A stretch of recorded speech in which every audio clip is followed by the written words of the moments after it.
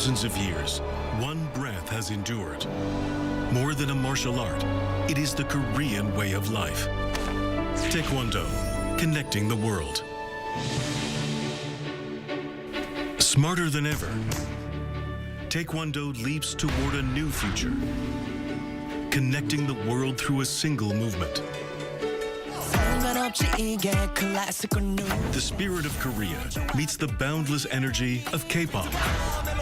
No longer just a sport, Taekwondo is at the heart of K-culture, bringing Korea's spirit to the world.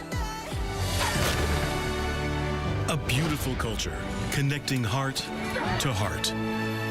We now strive to safeguard Taekwondo's community training culture as a treasured heritage for all humanity. The pride of Korea, Taekwondo.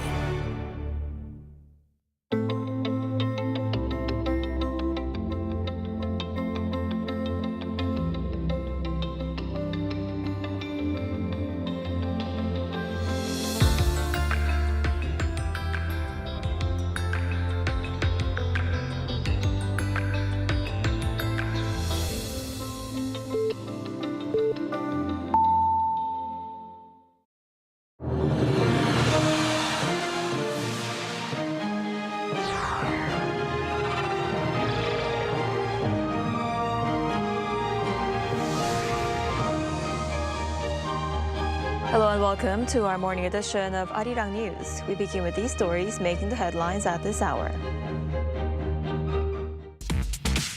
U.S. Treasury Secretary Scott Bessent has urged allies to support its efforts to squash the Iranian economy, saying Washington is preparing to impose what it calls the toughest sanctions in history on Tehran. The annual joint military exercises between South Korea and the United States are scheduled to end today after being cut in half. And Kim Yo-jong, the powerful sister of North Korea's leader, released a statement for the second day in a row last night, mocking South Korea over the scaled-back drills. South Korea's producer prices dropped for the first time in 11 months, falling 0.4% from the previous month. But the Bank of Korea says the figure could face upward pressure in August, with oil prices rising again and tensions in the Middle East continuing. The Trump administration says it's preparing to hit Iran with an unprecedented wave of economic sanctions and is pressuring allies to join the move. On North Korea's recent missile tests, it said the U.S. remains committed to defending the U.S. homeland and added that it saw no immediate threat from the launches. Our Lee Soo-jin starts us off. The U.S. is preparing to impose what it calls the toughest sanctions in history on Iran. Treasury Secretary Scott Bessent told a broadcaster on Thursday that the measures are aimed at collapsing the regime while urging U.S. allies to decide whether to join Washington's pressure campaign. Bessent said the sanctions could also reduce the need for major U.S. military operations against the Islamic Republic. His remarks came after President Donald Trump pledged tougher economic measures against Iran. Well, we have things that we could sanction. We have very draconian sanctions, and we'll see what happens. The blockade has been 100% successful. No boats have gotten into Iran, but they are getting in for other places. But we'll see. Trump announced plans on Wednesday to further squeeze Iran's economy, declaring an economic D-Day in a Truth Social post. He also threatened major penalties against any country that continues doing business with Iran. The move comes as the war approaches the 6-month mark with little sign of a diplomatic or military victory for Washington. Iran's foreign ministry condemned the U.S. sanction as economic terrorism, saying they would hurt ordinary Iranians and amount to crimes against humanity. Foreign Minister Abbas Araghchi meanwhile dismissed Trump's latest post as a diversion from America's own economic problems. Separately, the U.S. military said it remains committed to defending the U.S. homeland and its allies following North Korea's latest missile launches. U.S. Pacific Command said Thursday saw no immediate threat from the launches. The statement came after North Korea fired around 10 short-range ballistic missiles from Pyongyang toward the East Sea at around 5 p.m. Thursday. Lee Soo-jin, Arirang News. The joint military exercises between South Korea and the United States are set to end today after being cut by half. And Kim Yo-jong, the powerful sister of North Korea's leader, released a series of mocking statements against Seoul, saying a single order from President Trump was enough to scale back the drills, while also calling President Lee Jae-myung's words and actions hypocritical. Our Eun-jin reports. Kim Yo-jong, sister of leader Kim Jong-un, released a statement late Thursday night through the Korean Central News Agency with sneering remarks against Seoul. In response to the scaling down of the Ulji Freedom Shield joint military exercises, she mocked that a single order from U.S. President Trump left South Korea in a pitiful plight of no longer being able to play war games.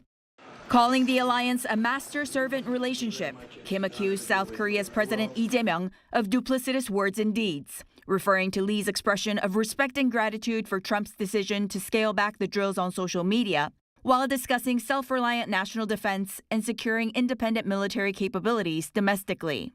While North Korea maintains its hostile posture towards South Korea, analysts have commented that Kim Yo-jong's latest statement can be read to reaffirm North Korea's stance of leaving room for its relationship with the United States.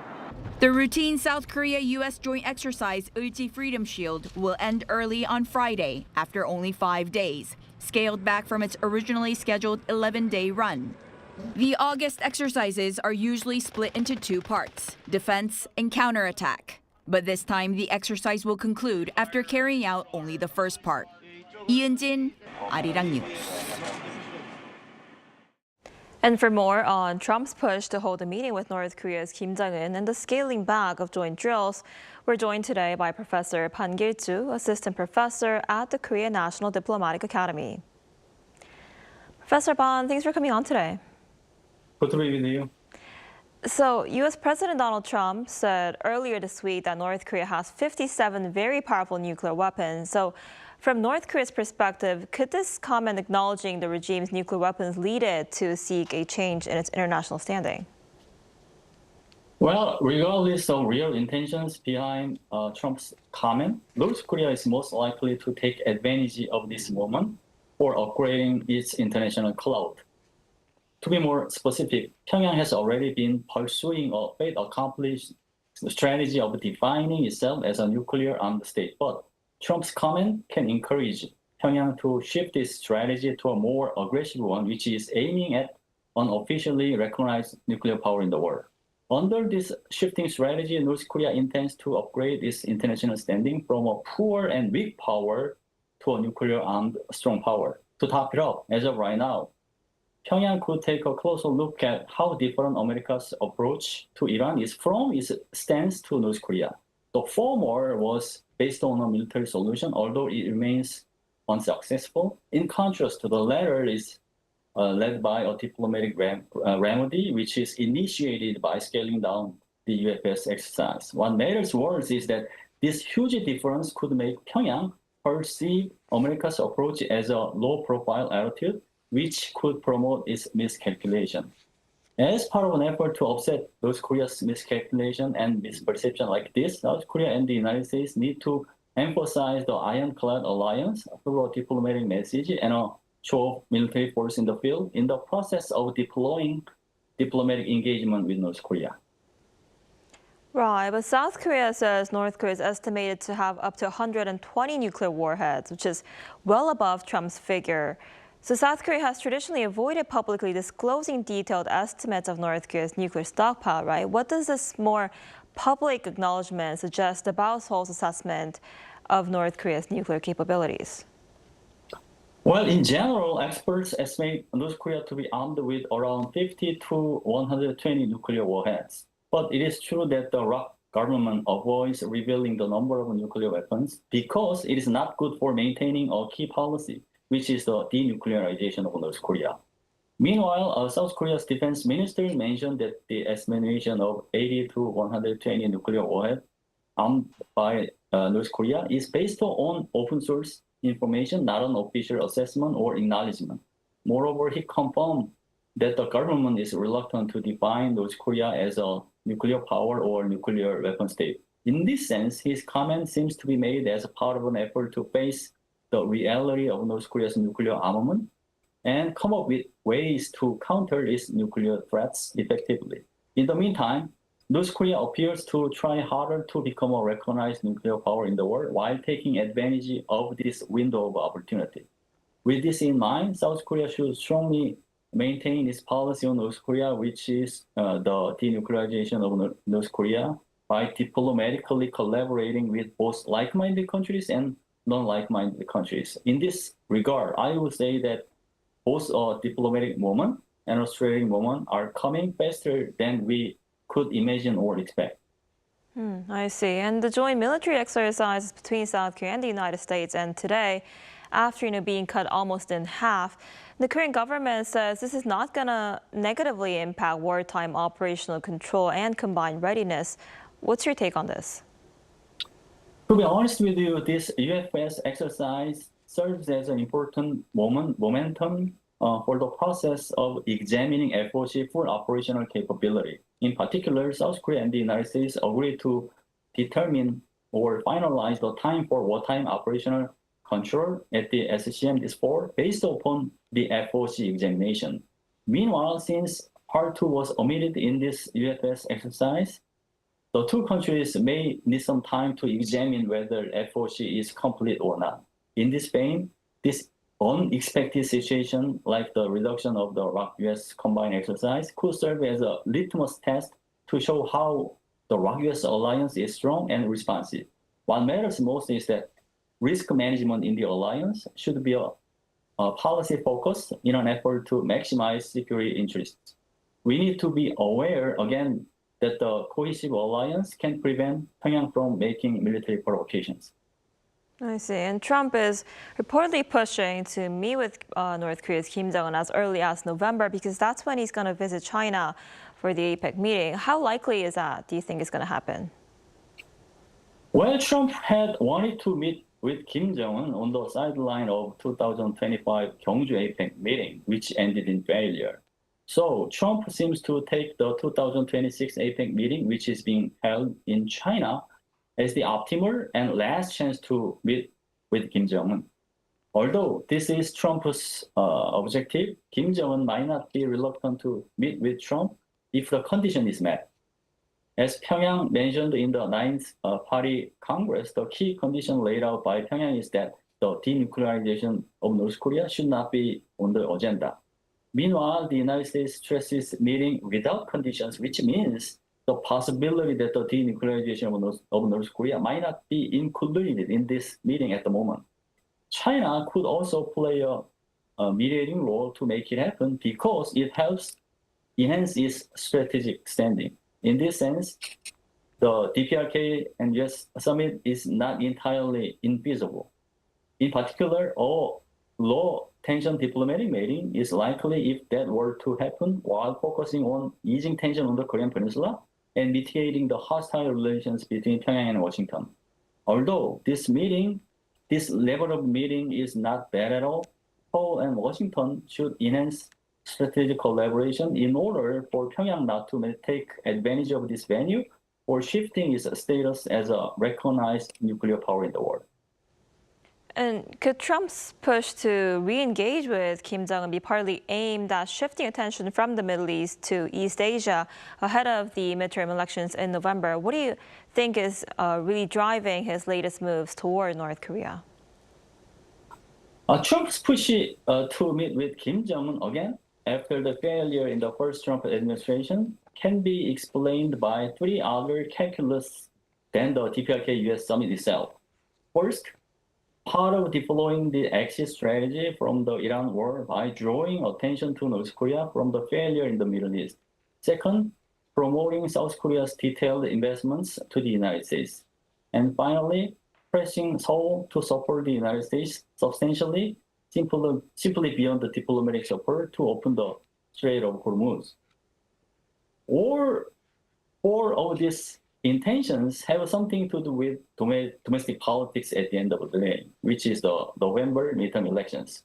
To be more specific, Trump could think that it is right about time to create conditions to make the meeting happen in a situation where he needs diplomatic achievements to offset the failure in the Middle East. Moreover, since Xi Jinping is scheduled to visit Washington, D.C. in September, Trump could believe that his administration is better placed to press Xi to play a mediating role to make it happen.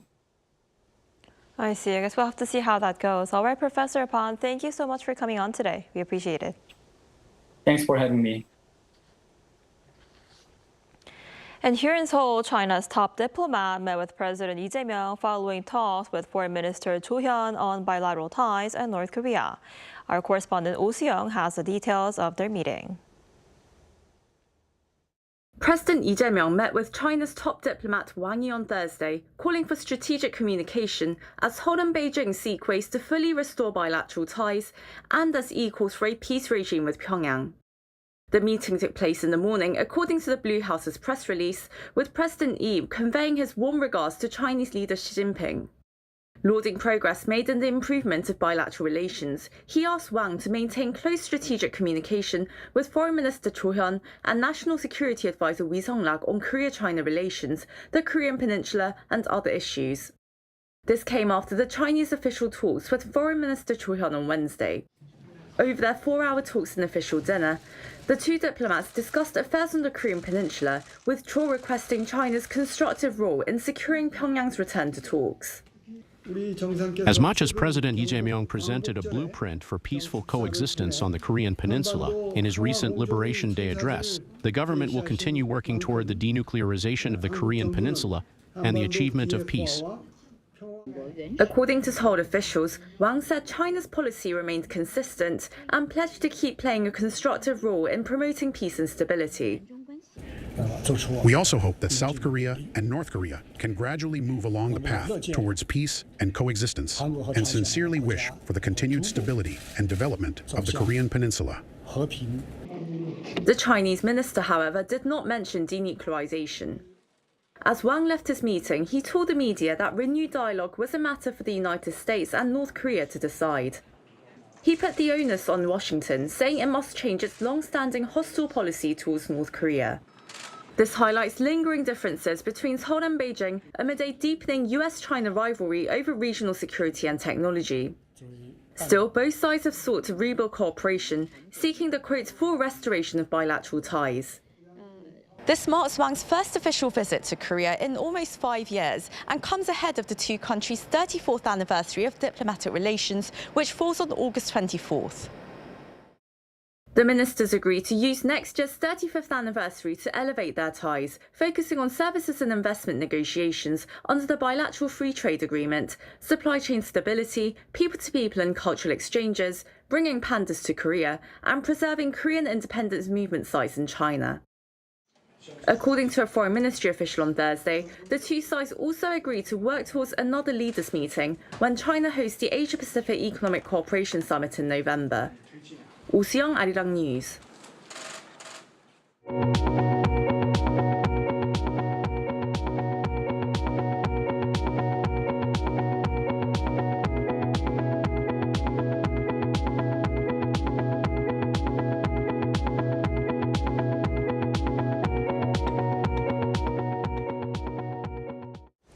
Korea's producer prices in July dropped 0.4% from the previous month as global oil prices moved lower.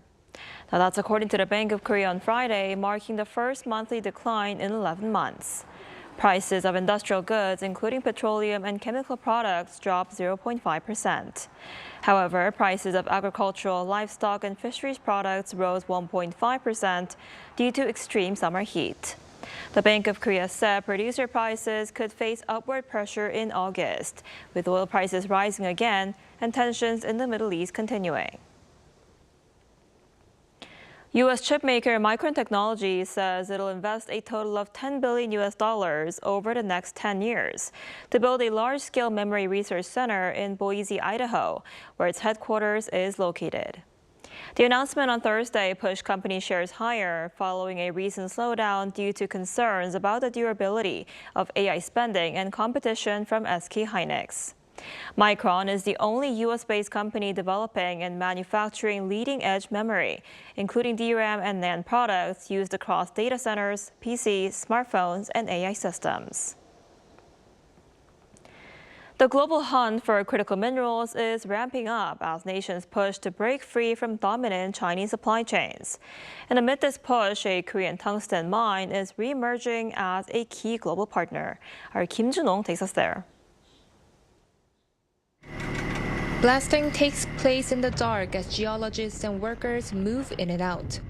This is Sangdong Mine in southern Gangwon-do province, one of the world's largest tungsten mines. Some 4.7 kilometers of tunnels lie beneath the site, where there are an estimated 58 million tons of reserves. Tungsten is invisible to the naked eye, but under UV light in the dark, it becomes visible in a distinctive blue.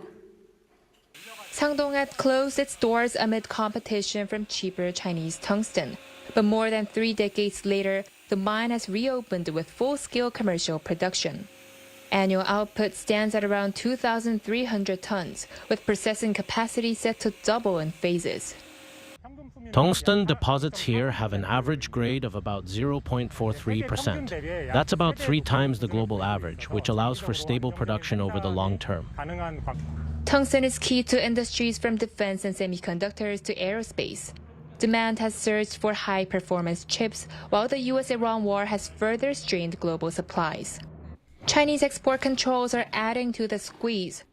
The country produces around 80% of the world's tungsten, but supplies have fallen sharply since Beijing restricted exports of critical minerals last year, citing national security. Tungsten prices have soared since then.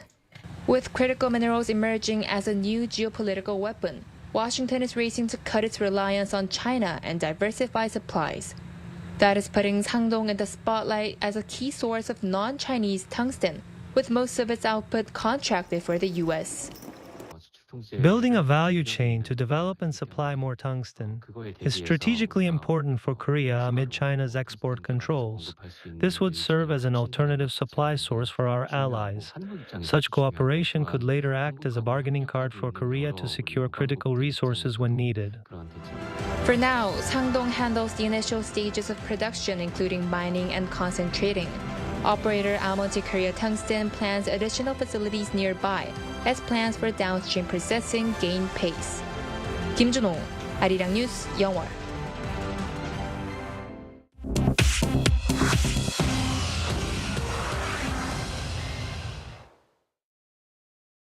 Good morning, I'm Choo Ji-hyun, and this is The World Now. The United States Navy has sent a fresh aircraft carrier to the Middle East to relieve a ship whose crew has been at sea for months supporting the Iran war. U.S. Central Command said on Thursday that the USS George Washington arrived in the region on Wednesday. It takes over from the USS Abraham Lincoln, which had gone more than 250 days at sea without a break. Reports of life on the USS Abraham Lincoln described crew stress, poor mental health, and shortages of food and hygiene products. The USS George Washington came from Asia, leaving that region without an American carrier strike group. In Nigeria, an overloaded boat has capsized, killing at least 50 people. Most of the dead are children. The boat went down on Thursday in Nigeria's northwest Sokoto state.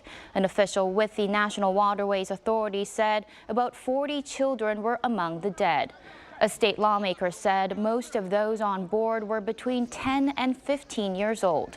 He said 16 people were rescued. Residents said the boat was carrying farm owners and laborers hired to harvest rice. In Peru, a magnitude 6.7 earthquake struck the central Andes on Thursday. The United States Geological Authority said there were no initial reports of casualties or damage. The quake was deep at 99 kilometers below the surface. The head of Peru's Geophysical Institute said on Thursday that the depth prevented major damage, so the earthquake caused no impact. Peru sits on the Pacific Ring of Fire, where 85% of the world's quakes happen. Prince Harry and his wife Meghan are moving back to the UK this month, 6 years after they gave up royal duties and left for the United States. A person close to the couple said they will move from California to somewhere outside London.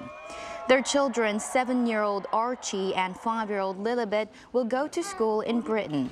They will not live in a royal residence and will remain non-working royals. King Charles only learned of the move on Sunday.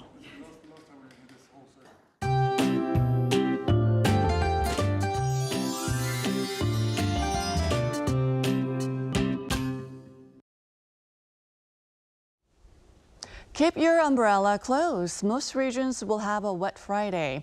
Rain that started in the capital area in Gangwon-do province will continue through tomorrow morning. So Seoul and the surrounding regions could see 10 to 60 millimeters, while Gangwon-do and parts of Chungcheong-do province might see 5 to 40 millimeters through tomorrow. While Central Korea deals with rain, sudden showers will develop across Chungcheong-do and Southern Korea. Some areas could receive up to 50 millimeters, with locally heavy rain possible. And this afternoon, Seoul will get up to 30 degrees Celsius. Meanwhile, much of the southern provinces are under heat wave alerts. Daegu will be soaring to 33 degrees Celsius. Gwangju will be as hot as yesterday at 35. Tomorrow afternoon, showers will develop across inland areas. And although Sunday marks Choseol, traditionally associated with the end of summer heat, temperatures will still be above norms.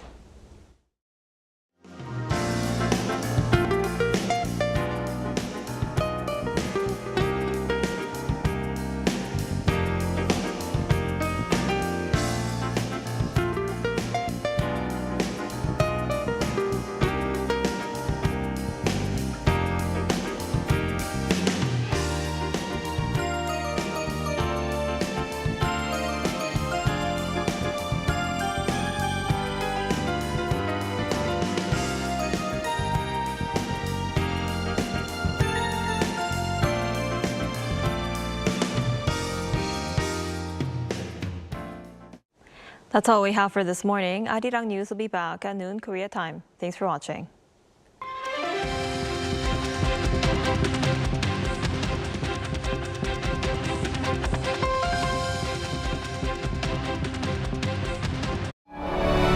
For thousands of years, one breath has endured. More than a martial art, it is the Korean way of life. Taekwondo, connecting the world.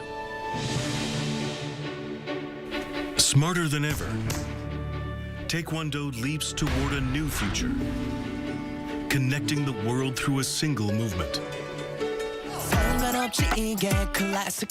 The spirit of Korea meets the boundless energy of K-pop.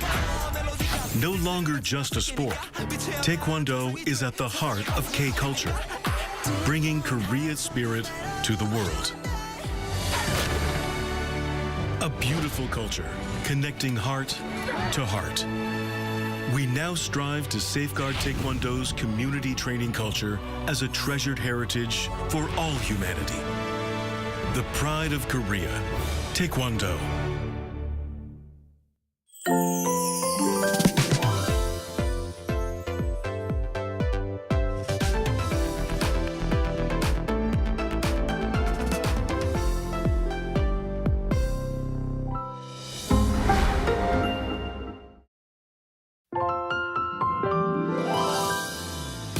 Let's go, simply K-pop! It's time to get up close and personal with artists' beauty and styling. Beauty Camp. 개인적으로 우리 홍이가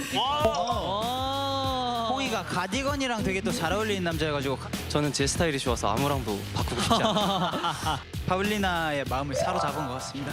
Yes. 그럼 이제 뮤직 즐기러 가봐야겠죠? 그럼요. 좋았습니다. 뮤직 스타트!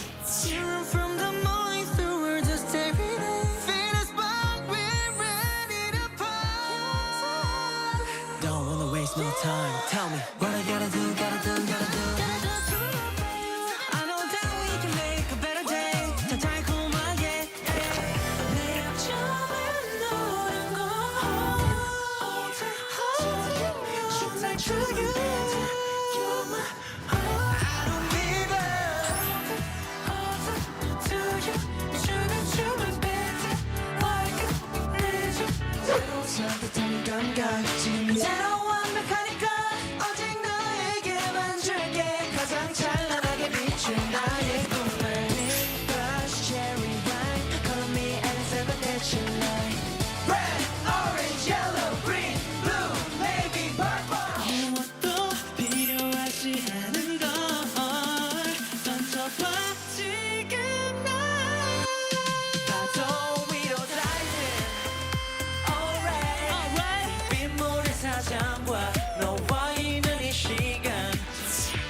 than this week's Simply K-pop. Don't miss out.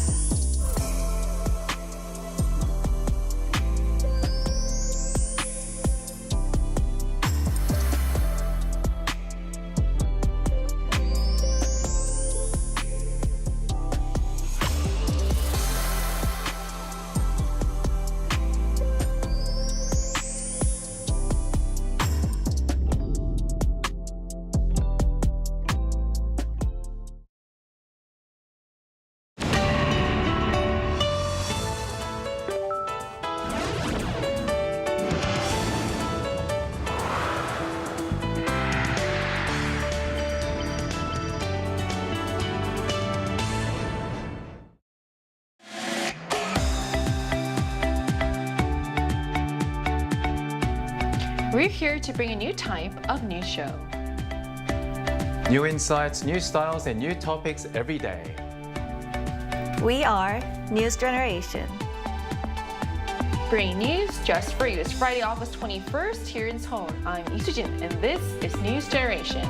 Joining us today is Ki-hoo. Happy Friday. Happy Friday. And also Melissa's with us today. Good to be here. Good to have you. And both are here to speak on behalf of people in their 20s and 30s.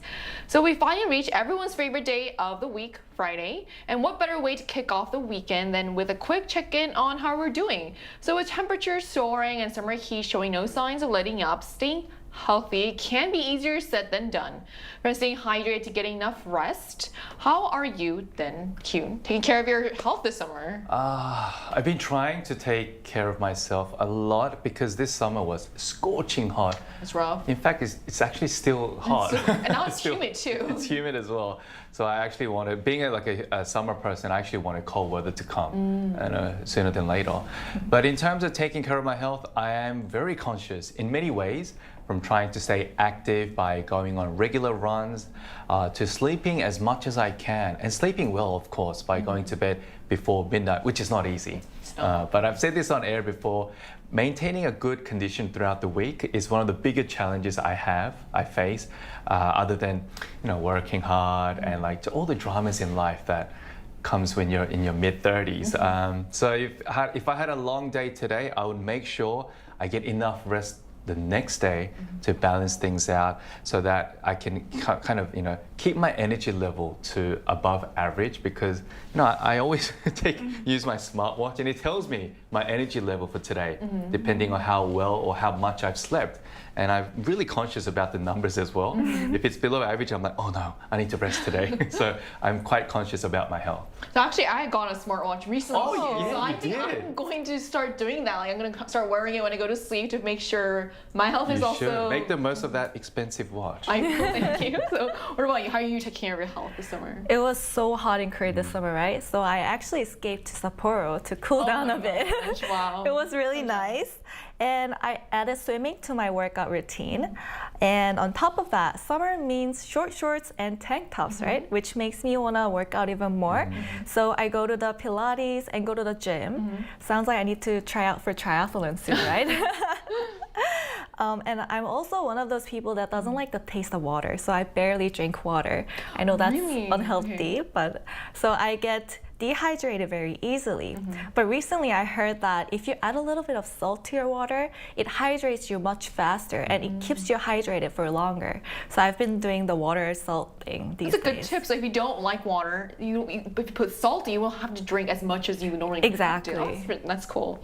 So I was the heat taking a toll on all of us here. Staying healthy in summer can take a little more effort than usual. And that's why we're going to talk more about this. But first, let's take a look at the screen.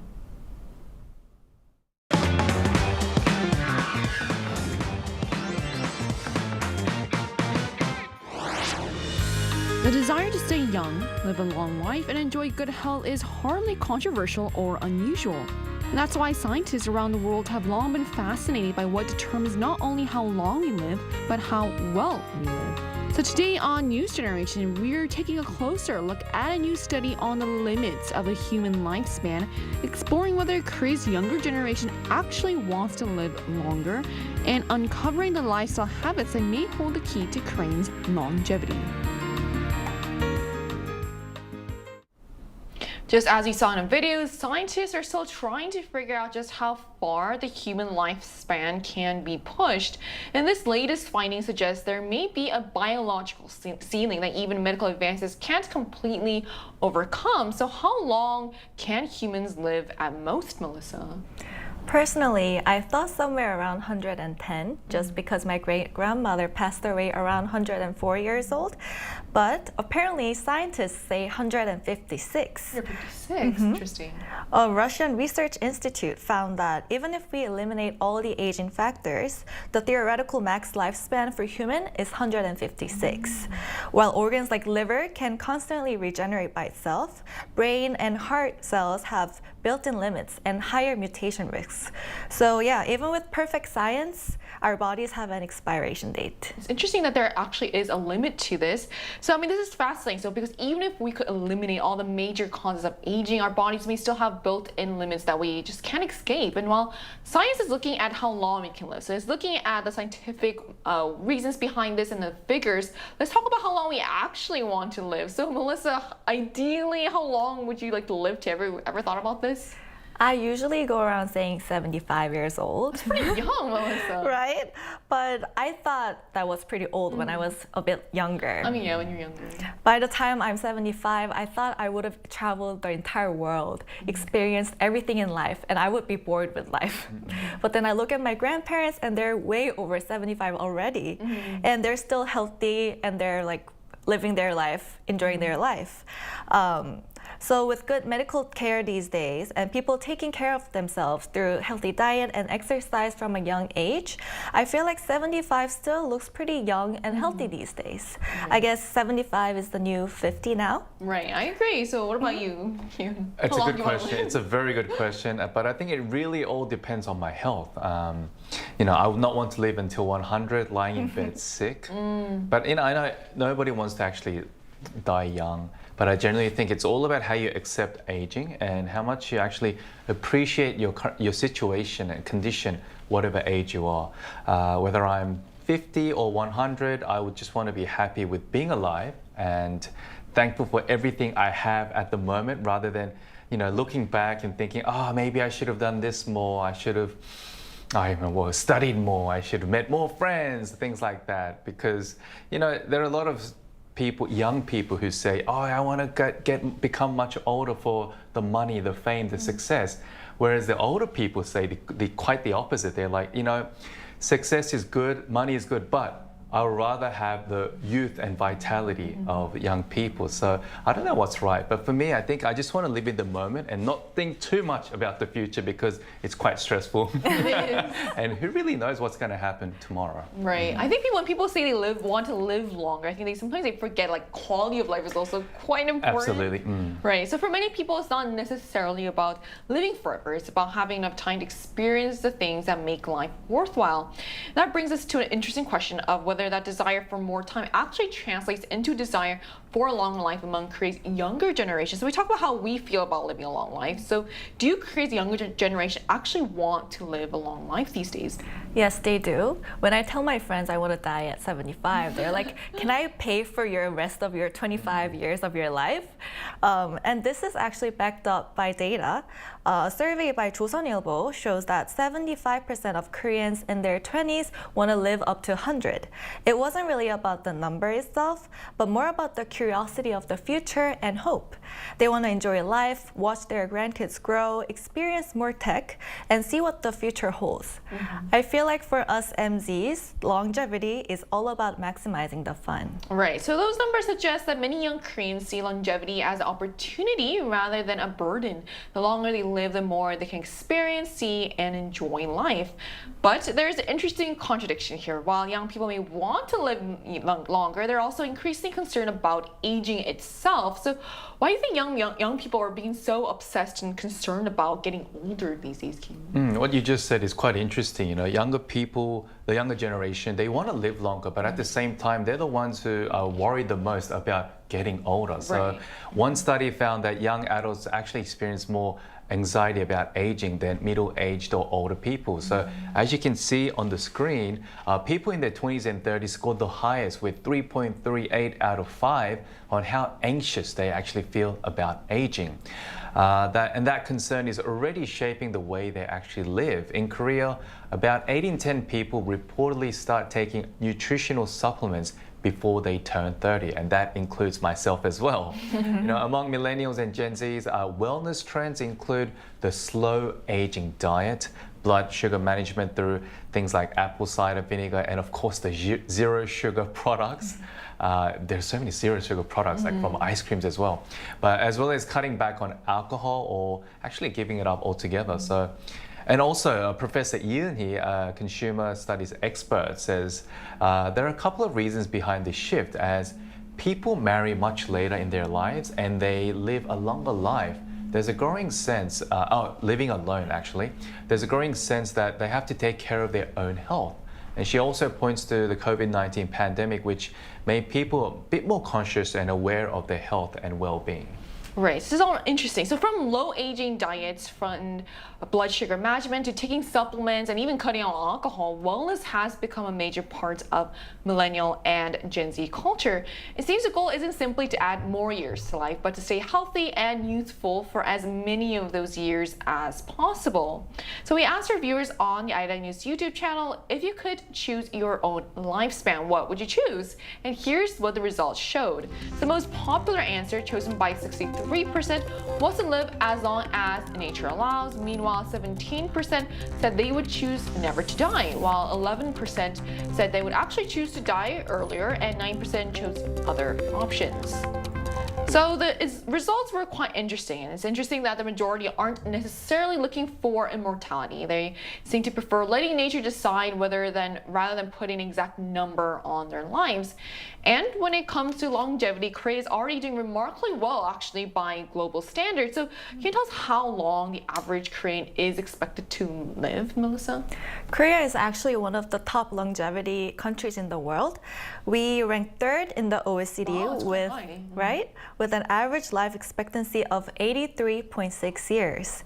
And according to the WHO, Korean life expectancy jumped by 7.94 years between 2000 and 2021, which is a huge jump.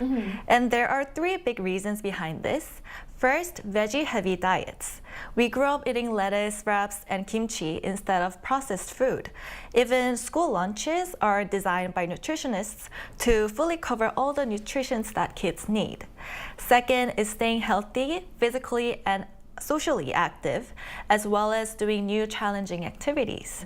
CNN actually reported on a research showing regular exercise can cut early death risk by up to 40%, while loneliness and social isolation can bump it up by 32%. And third, healthcare that focuses on prevention rather than only on treatment. Clinics are literally on every building in Korea, and it's affordable and very easy to just walk in.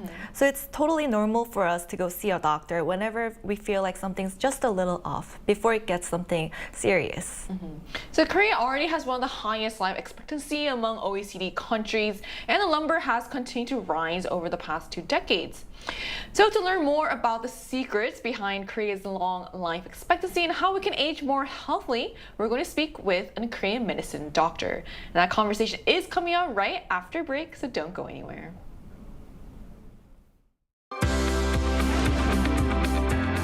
NewsGen wants to hear from you. Go to YouTube and search out channel Arirang News. Click Posts and cast your vote in the poll. Make a new type of news with us. We're joined now by Dr. Lee Chang-yu, a Korean medicine doctor at a Korean medicine clinic in Daegu. So hello, Dr. Lee. Thank you so much for connecting with us today. Hello. Good to have you. So, Dr. Lee, what lifestyle habits have helped Koreans live longer? It's ranked quite high among OECD countries, as we just talked about. And what else can we do to live a longer, more healthier life? I think one important idea in the Korean approach to longevity is 양생, which means nourishing life. In 동의보감, a classic Korean medical text, health is not just about treating disease after it appears. It emphasizes preventing illness by maintaining a healthy lifestyle every day.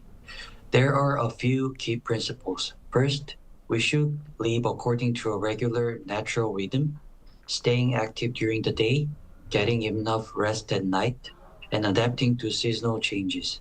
Second, moderation is very important. Eating too much, drinking too much, or pushing the body too hard can disturb our balance. Third, Korean medicine traditionally sees physical and mental health as closely connected, so managing stress and emotional well-being is also an important part of healthy aging. I think these traditional ideas are actually very similar to what we now call preventive medicine and healthy aging. So to live a longer and healthier life, I think the key is not doing anything extreme. It is about maintaining balance, regularity, and sustainable habits throughout life. Everything in moderation. Thank you, Dr. Lee. My second question to you is, do you see more young people taking an interest in healthy aging, and what are the most common health concerns among young patients these days? Yes, definitely. I think younger people are becoming much more interested in healthy aging.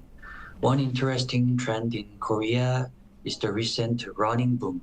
In the past, exercise was focused more on appearance, such as losing weight or building visible muscle. But now more young people are paying attention to cardiorespiratory fitness, endurance, and overall body function. I think there is a shift from simply looking healthy to being healthy from the inside. At the same time, many young patients I see struggle with poor sleep, chronic fatigue, digestive problems, stress, and neck or shoulder pain. These are often closely related to modern lifestyles, such as long screen time, prolonged sitting, irregular meals, and not getting enough recovery. In Korean medicine, we also pay a lot of attention to everyday signs like sleep, digestion, energy levels, and stress, because they can reflect a person's overall balance. So I think healthy aging is becoming less about simply looking young and more about maintaining good function, resilience, and balance from a young age. Okay, I definitely agree with that. Our last question to you, what do you think are some of the common mistakes young people make when they're trying to stay healthy? I think one of the biggest mistakes is thinking that more is always better. Young people are very interested in health, which is a good thing, but sometimes they become too extreme, exercising too much, following very restrictive diets, or taking many supplements while ignoring the basics. In reality, sleep, regular meals, proper recovery, and stress management are just as important as exercise. Another common mistake is focusing too much on short-term results, like weight, body shape, or numbers on a fitness tracker, instead of thinking about whether the habit is sustainable for the next 10 or 20 years.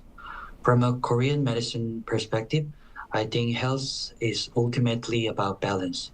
Even something healthy can become unhealthy when it is excessive. So my advice would be, don't try to be perfect, but simple, sustainable habits that you can maintain for a long time. I think that's great advice because it's so easy, especially during the summer when you're trying to, go on a diet, to look at just to be so focused on the number that you see on the scale. But like you said, it's good to be actually pursue habits that will actually help you become healthy. So I think that was great advice. So thank you so much for coming on and sharing your insights with us today. Thank you. Thank you. Thank you. So we just heard from a Korean medicine doctor about some of the lifestyle and dietary habits that may contribute to Koreans' longevity, why more young people are becoming interested in healthy aging, and what they should be careful about when following wellness trends. But while many people want to live as long as possible, not everyone actually feels the same way. So why might some people not want to live a long life, Melissa? According to some surveys, one of the reasons why people said they don't want to live as long were because, one, not wanting to be a burden on their family. And the second reason was worrying that their body and health will just keep declining. Basically, it comes down to quality of life over quantity. People would rather live few years feeling healthy and independent rather than living more but being a burden. Right. So for some people, the concern isn't necessarily about getting older itself, but about losing their independence and then becoming a burden on the people around them. And there's another very practical concern that comes with living longer, how we're going to afford those extra years. So could living longer also mean greater financial worries then? Oh, absolutely. Retirement plans are becoming more of a serious issue as life expectancy increases, and the retirement age is still fixed at 60 here in Korea. So it's raising more concerns about whether pensions can actually cover the rest of their lives. And also, we cannot leave out medical and hospital bills that can cost beyond the insurance payments, compensation. So alongside the desire to actually live longer comes another question: can we actually afford to live that much longer? Right. So earlier, Melissa, you said you want to live just until 75. So after hearing all about this, has that changed a bit? How do you feel? Maybe just a little. Not sure yet, but I think it's less about the numbers and more about the quality of life. I think that's the correct answer for sure. I want to make sure I'm enjoying my life, doing everything I want, meeting all the friends I want, and laughing a lot.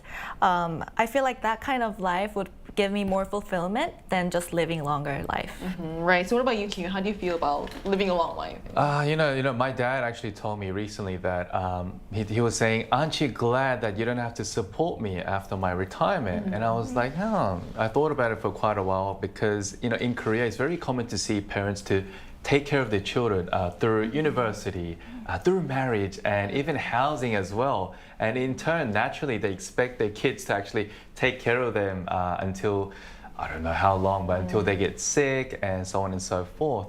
So I honestly don't think what the better situation is, but the bottom line is that I think everyone should be able to take care of themselves, be responsible for their own lives, no matter how many kids or how many parents, like how well off their parents are. Because I think being able to take care of yourself in a responsible way is just one of the key aspects of living a very happy, independent, but at the same time having many companions around you, happy life, I guess, in the end. Right. So living a long life may be something many of us hope for, but living those extra years in good health and with independence may matter even more. As life expectancy continues to rise, how we prepare for those years from the habits we built today to our financial plans for the future will become increasingly important. Ultimately, perhaps the goal isn't simply to live longer, but to make those extra years worth living. That brings us to the end of today's episode of News Generation. But News Gen will be back on Monday at 10:30 a.m. in Korea time with more stories and discussions. A big thanks to Ki-hoon. It's always a pleasure. And also Melissa. Thank you for having me. And to our viewers, thank you so much for watching. Hopefully we'll all live long enough to find out whether 100 really is the new 80. We are News Generation.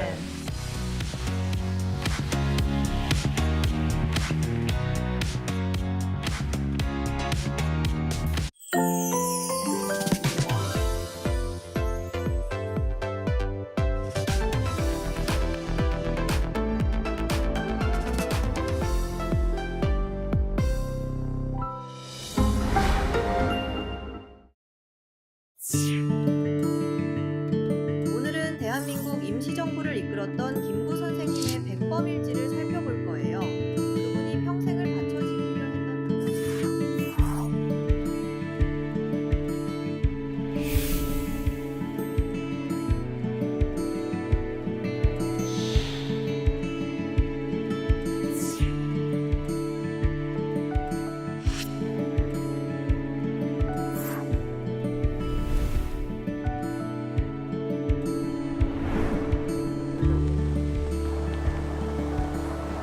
오직 한없이 가지고 싶은 것은 높은 문화의 힘입니다. 문화의 힘은 우리 자신을 행복하게 하고 나아가서 남에게 행복을 주기 때문입니다.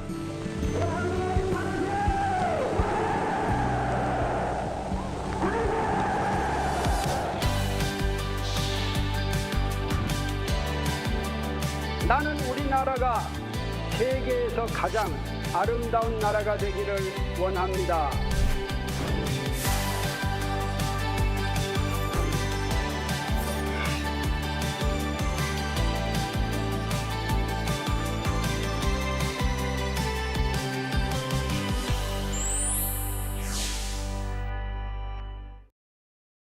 How to survive in Korea. Barbecue restaurants. Step 1. Taking care of your clothes. Put your jacket in the plastic bag. Seal it tight. If the stool flips open,